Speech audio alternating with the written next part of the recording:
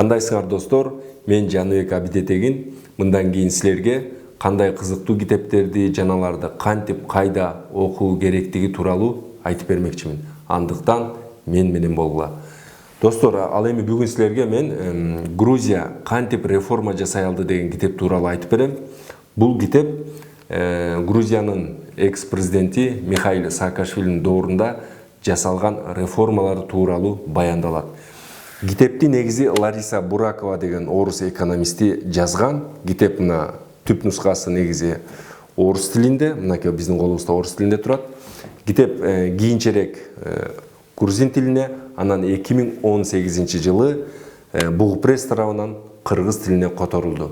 Анан биз мына жакында эле уктук, украин тилине да которулуп, украиндер дагы ушу Грузия реформасы тууралуу окуп жаткан учуру. Китептин негизги өзөгү реформа жөнүндө. Реформа деген эмне?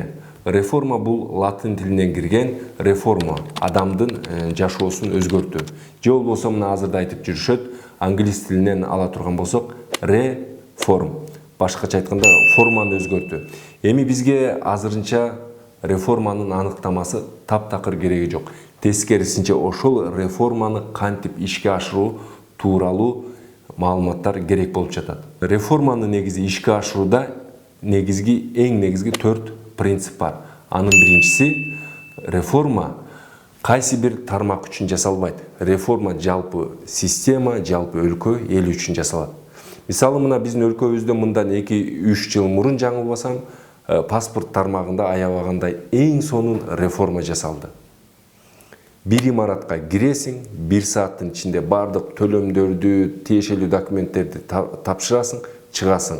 Андан кийин бир канча убакыттан кийин колуңа паспорт тиет. Бирок тилекке каршы жашоо паспорт алгандан кийин бүтпөйт, тескерисинче жашоо паспорт алгандан кийин башталат. Анан калган тармакта ошол мыкты реформалар уланбай калган.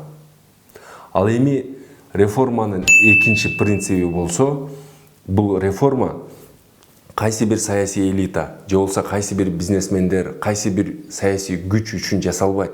Реформа, эми эле айткандай, жалпы система, эл, өлкө үчүн жасалат. Мына биз жакында эле уктук, ун жанакы дан тармагында, ун азыктар тармагында жеңилдиктер берилген деген, алар кантип пайда тапкандыгы тууралуу маалыматтарды уктук. Реформаны ушул сыяктуу бир саясий дейбизби, бизнес үчүн жасалбайт. Реформа жалпы эл, өлкө үчүн жасалат. Бул экинчи принцип. Ал эми үчүнчү принцип, бул реформа пайдалуу, таасирдүү жана популярдуу болуш керек. Эгер реформа андай болбосо, анда бул реформа эмес. Реформанын таасирин, пайдасын жалпы эл, өлкө сезиш керек. Мына ошондо гана реформа максатына жеткен болот. Ал эми реформанын 4-чү жана эң негизги принциби бул реформанын таптакыр убактысы жок. Аны күтө албайсың. Анын колуңа тийдиби, аны дароо аткарыш керек, жасаш керек. Мисалы мына бизде кайсы бир тармакта реформа жасайлы дегенде эле пилоттук долбоор деп бир аймакка же бир мекемеге аны көрүп, пайдасы кандай деп отура беребиз. Жок достор, келгиле биз реформаны дароо жасайлы.